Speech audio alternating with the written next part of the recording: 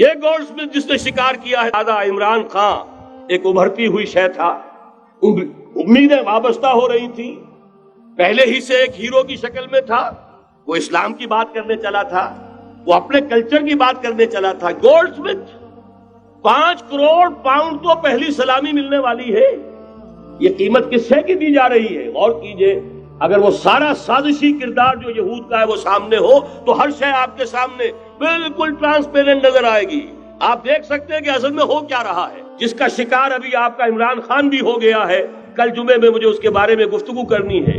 وہ order of the الومناٹی 1776 میں قائم کیا گیا تھا، یہودیوں کی سازش، وہ آج تک چل رہی ہے۔ آج بھی یہودی ہے کہ جو اسلام کا خاتمہ اور مسلمانوں کو اپنے کمی کاری بنانے کے لیے ایک پورے ورلڈ آرڈر کا نقشہ بنا کر آ چکے ہیں، اور آج در حقیقت آپ کا اصل دشمن، میں بالکل اتفاق کرتا ہوں مولانا سے، اصل دشمن نمبر 1 میرے اور آپ کے اندر موجود ہے، میرا اور آپ کا نفس۔ اصل دشمن یہ ہے، نفس ما ہم کم طرف فرعون نیست لیکن اورا عون ایرا عون نیست۔ اور دوسرا خارجی دشمن سب سے بڑا یہودی، لیکن یہ کہ اس وقت کے اور اس وقت کے حالات میں ایک بڑا فرق واقع ہوا ہے۔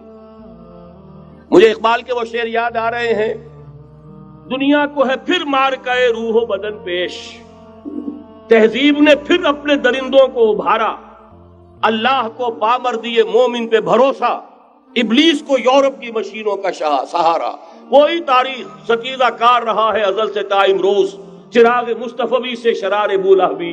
تو دنیا کو ہے پھر مارکہ روح و بدن پیش، تہذیب نے پھر اپنے درندوں کو ابھارا، اللہ کو پامردی مومن پہ بھروسہ، ابلیس کو یورپ کی مشینوں کا سہارا۔ میں جس فرق کی طرف اشارہ کر رہا ہوں ذرا اس پر غور کیجئے۔ جس وقت یہودی حضور صلی اللہ علیہ وسلم اور صحابہ کرام کی مخالفت کر رہے تھے، ان کے اور عیسائیوں کے درمیان دشمنی تھی۔ وقالت اليہود لیست النصارى علی شیء وقالت النصارى لیست اليہود علی شیء، ان میں آپس میں سانپ اور نیولے کا بیر تھا اس وقت، جبکہ نبی اکرم صلی اللہ علیہ وسلم کے ساتھ یہود کی یہ کشاکش جاری تھی۔ یہی وجہ ہے کہ آپ کو معلوم ہے کہ قرآن مجید کہتا ہے کہ بدترین دشمن تمام انسانوں میں اہل ایمان کے وہ یہود ہیں، اور قریب ترین اگر کسی کو پاؤ گے دوستی میں مسلمانوں کے تو وہ نصارہ ہے۔ سورہ مائدہ کی آیت ہے، وَلَتَجِدَنَّ أَشَدَّ النَّاسِ عَدَاوَةً لِلَّذِينَ آمَنُوا الْيَهُودَ وَلَتَجِدَنَّ أَقْرَبَهُمْ لِلَّذِينَ آمَنُوا مَوَدَّةً لِلَّذِينَ آمَنُوا الَّذِينَ قَالُوا إِنَّا نَصَارَى۔ اس وقت صورتحال یہ تھی۔ آج زمین و آسمان کا فرق واقع ہو چکا ہے، آج یہودی عیسائی پر مسلط ہو چکا، یہودیوں نے پورا عالم عیسائیت فتح کر لیا ہے، آج پورا عالم عیسائیت یہودیت کا اعلی کار بن چکا ہے۔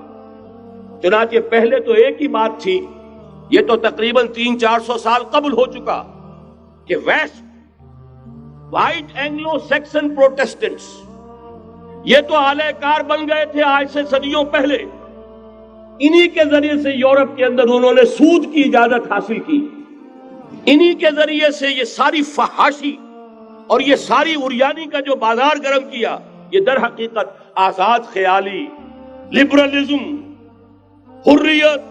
حریت فکر، حریت عمل، میں آزاد ہوں، میں ننگا جانا چاہتا ہوں بازار میں، آپ کون ہوتے روکنے والے؟ آپ اپنی آنکھیں بند کر لیں، ہم آزاد ہیں، ہم 2 مرد ہیں، شادی کرنا چاہتے ہیں، شوہر اور بیوی کی حیثیت سے رہنا چاہتے ہیں، آپ کون اعتراض کرنے والے؟ یہ سارا یہود کی سازش۔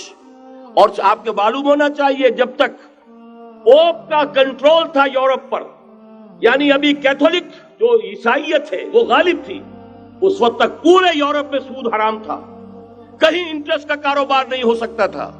یہ پروٹیسٹنٹس کے ذریعے سے اس کی اجازت حاصل کی، نتیجہ یہ نکلا علامہ اقبال شاعر مشرق اس صدی کے آغاز میں گیا تھا یورپ، اور وہاں جا کر اس نے دیکھ لیا تھا فرنگ کی رگے جہاں پنجے یہود میں ہے۔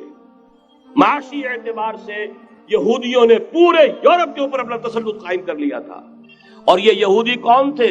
روتھ چائلڈز، گولڈ سمتھس، بہرحال مجھے جو دوسری بات کہنی تھی وہ یہ کہ یریدون لیطفئوا نور اللہ بافواہہم، اس وقت بھی یہودی تھا، آج بھی یہودی ہے، لیکن فرق یہ واقع ہوا ہے کہ اس وقت یہودی کے کنٹرول میں عیسائی نہیں تھے، بلکہ 1200 برس تک یہودیوں کے اوپر ظلم و ستم بلکہ ہوتا رہا عیسائیوں کے ہاتھوں، پورے یورپ میں پرسیکیوٹڈ تھے۔ انہیں اگر کہیں سہارا ملا مسلمانوں کے ذریعے سے اسپین میں ملا ہے۔ بن گوریان نے خود لکھا اپنی کتاب میں کہ ڈیورنگ دی ڈائسپورا، یہ ہمارا جو انتشار کا دور ہے 70 عیسوی سے جو شروع ہوا تھا، اس ڈائسپورا کے دوران our golden period is the period of Christian Spain، ہمارا سنہری دور وہی ہے جو مسلمان ہسپانیہ کا دور ہے۔ انہیں آرام ملا، انہیں پروٹیکشن ملی، انہیں عیش ملے، اور وہیں سے انہوں نے عیسائیت کے اندر نقب لگا کر اور وہاں سے اپنے راستے پیدا کیے۔ اور دوسرا کام یہ کیا، عیسائیوں کی عداوت کا رخ اپنی بجائے مسلمانوں کی طرف کر۔ یا رب فاجمعنی بكل الصحب والأحباب واكتب لنا أن ندخل الجنات بالريان۔